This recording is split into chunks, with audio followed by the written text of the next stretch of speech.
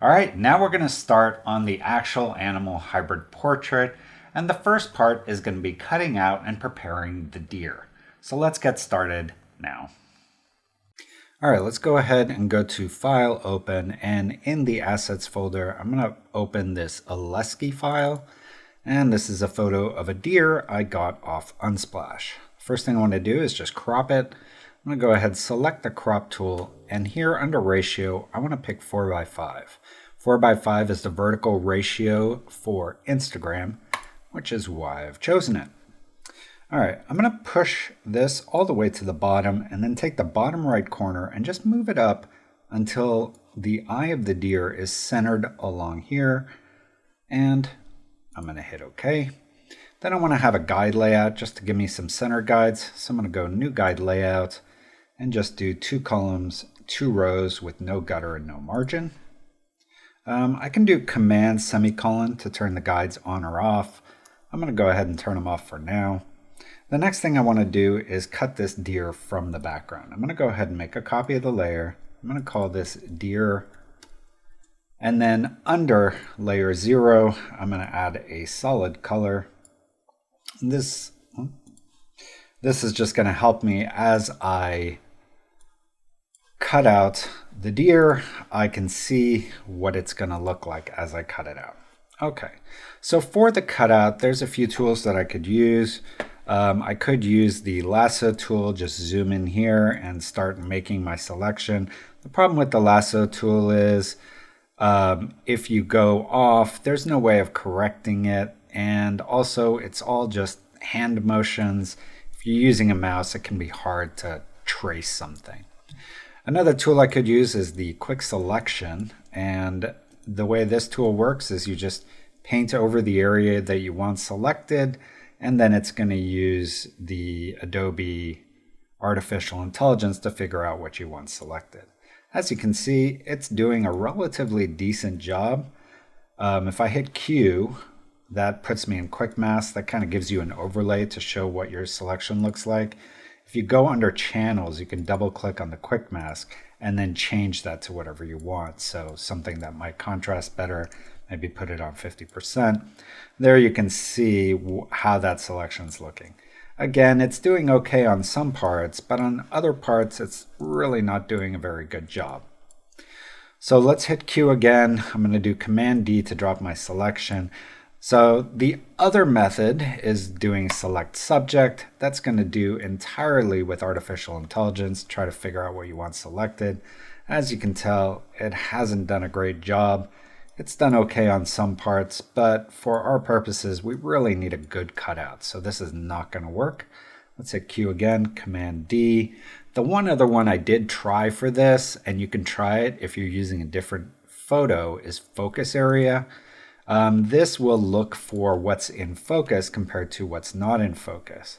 But even this doesn't do a great job, and you have a very jagged selection. So I'm going to cancel out of that, and I'm going to do this selection by hand. And my favorite way to do selections by hand is using the pen tool. And the reason I like the pen tool, and make sure it's on path, not shape, is that it creates a vector path like this that you can then control and come back and make corrections to, adjust the angle of, and it's because it's a vector, this path, you can make nice curves with it. So this is my preferred tool. Just gonna Command Z my way back here. And what I'm gonna do is basically zoom in to about 200%. You don't want to zoom in too much, otherwise you'll start making a selection that'll take about 8 hours. So I think around 150, 200% down here is where I'm looking, is about right. You're going to get most of what you want in your selection, but obviously you won't worry about small little nicks like that. So we'll just start here and click, drag to get those control points that determine the curve of your path, and then just keep working around the whole thing. Now, I made this curve here, but I don't want this because this is going to take a different direction. I'm going to hold down Option, just cut off that little tail, and then I can keep going how I want it, like this. And what I'm going to do is just kind of fast forward through this, but essentially I'm just going and making a manual selection of the whole deer, just clicking, dragging, and trying to get as close as I can to the deer. If I am in a fault, I'm going to try to fault on the inside rather than the outside, just so that I don't have some of that background coming with me when I pull this into a different environment.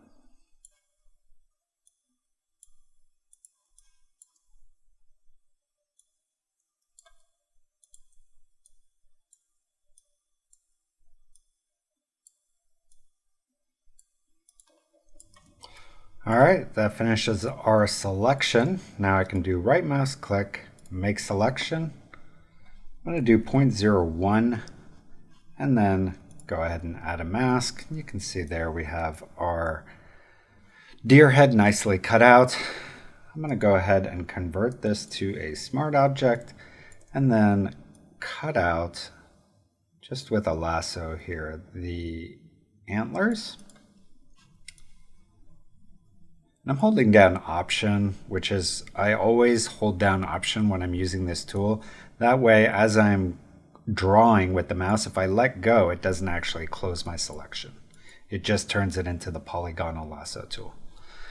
And then when I let go of Option, it closes it. All right, I'm going to do Command J, and we'll call this antlers. And what I want to do here is go ahead and add a gradient map above the antlers and then clip it to the antlers. Now the way a gradient map works, it assigns the left color to the darks and the right color to the lights. So I'm going to go in here, and for my dark color I want a dark red like this, and then for my light color I want white, and then in between here I want a hot kind of golden color, so something like this. Maybe even brighter. And then somewhere in here I want kind of a strong, even more golden color. So something like this. And then we'll just manipulate these to get kind of a glowing effect. A gold glowy effect here. So something like that. I may even want a pure black just for the absolute darkest parts. But I think that looks pretty good. Okay, the next thing I want to do is take the gradient map and the antlers. I'm going to hold down Option and just drag up to make a copy and then merge those. So now I have a layer that's the antler glow. What we're going to do is make a copy of this. So Command J, and I'm going to go to Filter, Blur, Gaussian Blur. I'm going to set this to 100 and then put this on screen. And then I'm going to do it one more time, copy it, filter, blur, Gaussian blur. This time I'm going to make it 400. And then we'll put this on screen as well. It's going to give those a nice glow. The other thing I want to do is adjust the lighting a bit on the deer to make it as if the light's coming from this antler. So let's go ahead and add a curve layer here. I'm going to clip it so it's clipped to that smart object, and then I'm just going to make the whole thing a little bit darker like this.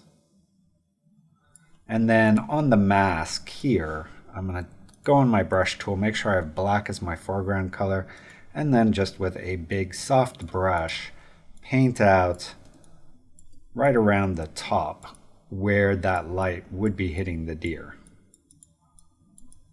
So just like that. So it's subtle, but it does help. Okay, next I want to add a little bit of light to the eye area, just to make this eye pop out a little more. I'm going to go ahead and add another. This will be eye highlight. And I'm just going to put this on overlay, and with a white brush with a low flow, so maybe 20. Just paint over this eye. I can also paint over any other areas that I want to have a little more light hitting them. So the tops of the ear, and this eye. And I'm going to zoom in and hit this eye a little more because I really want to bring out this eye as much as I can. And then I also want to really accentuate that highlight, the eye highlight. So I'm going to go ahead and add another one, put this on overlay, put it above it, and with a flow of 100, just paint that eye highlight. I find that when you're doing these kind of portraits, whether it's of humans or animals, it always really helps to punch up the highlight or the reflection in the eye. It just brings that character to life. So something like that looks good. The other thing that I want to do here is just add a little more gold to the top. So I'm going to go in here in this kind of group layer stack and add a color balance. And in the color balance, I'm going to go to highlights and add some yellow, tiny bit of red, and then in the shadows, a little bit of red, and again some yellow, and then same with the midtones, just like that. And then we'll go to the mask, invert it, and then again with a white brush. This time I'm going to make my brush quite a bit bigger and take the flow down again, and then just kind of sweep over the top of the head here with a white brush. And it's just going to make this gold light from the antlers seem like it's hitting the top of the deer's head there. So something like that. All right, so that finishes the deer.